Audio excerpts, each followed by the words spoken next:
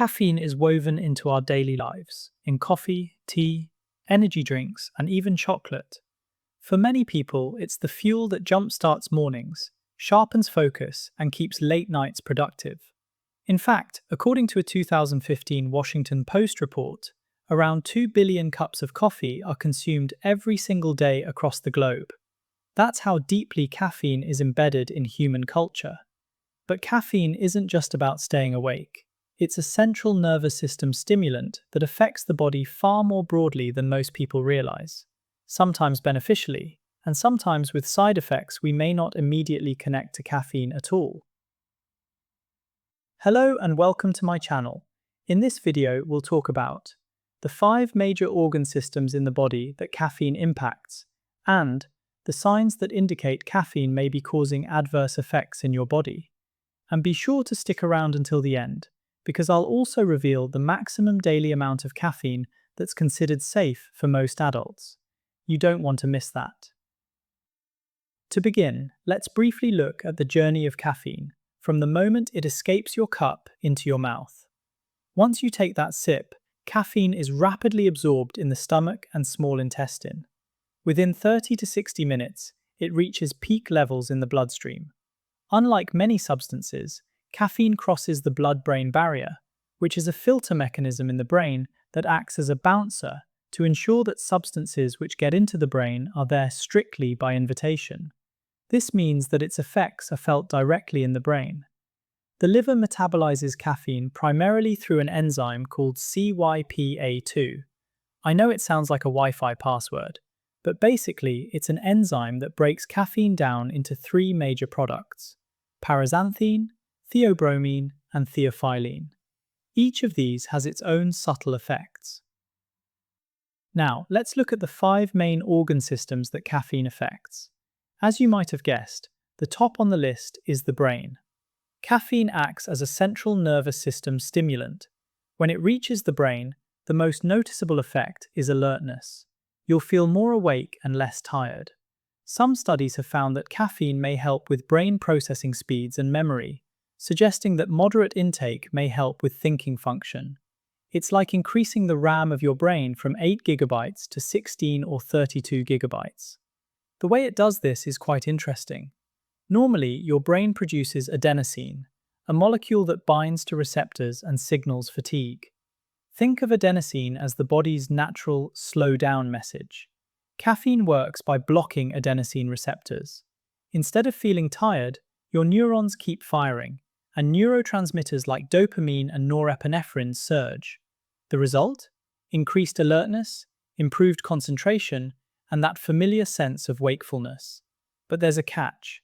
The more caffeine you consume, the more adenosine receptors your brain may create over time. This adaptation explains why your first cup of coffee felt magical, but now you need 2 or 3 to get the same effect, a phenomenon known as tolerance. The second system is the heart and circulatory system. In caffeine's journey, it doesn't stop at the brain. By stimulating the central nervous system, caffeine increases sympathetic nervous activity, which usually activates our flight or fight response when we perceive a threat. This can lead to a faster heart rate, elevated blood pressure, and increased cardiac output. For most healthy adults, these changes are mild, but in sensitive individuals or at very high doses, caffeine can trigger palpitations, abnormal heartbeat rhythm, known as arrhythmias, or anxiety-like symptoms. Interestingly, caffeine also promotes opening up of certain blood vessels, particularly in skeletal muscle such as our arm muscles, while causing tightening of blood vessels in the brain. That's why caffeine is often included in headache medications, because it can reduce cerebral blood flow and ease migraine pain. Next is the kidneys, our body's ultrafilter. Caffeine has a mild diuretic effect, meaning it can increase urine production. This happens because caffeine enhances blood flow in the kidney and prevents reabsorption of salt from the urine. For regular consumers, though, the body adapts and the diuretic effect becomes less pronounced. But still, it's one reason why a strong coffee might send you rushing to the restroom. The fourth system to look at is the digestive system. Caffeine can increase your body's production of stomach acid and relax your lower esophageal sphincter, a muscle that prevents acid from traveling back up your esophagus. The result? Uncomfortable and even painful heartburn symptoms. And acids in coffee in particular can add to the issue. Lastly, the reproductive system. Similar to what happens in the brain, caffeine crosses the placenta into the bloodstream of the developing fetus. Since it's a stimulant, it can cause the heart rate and the general metabolism of the fetus to increase.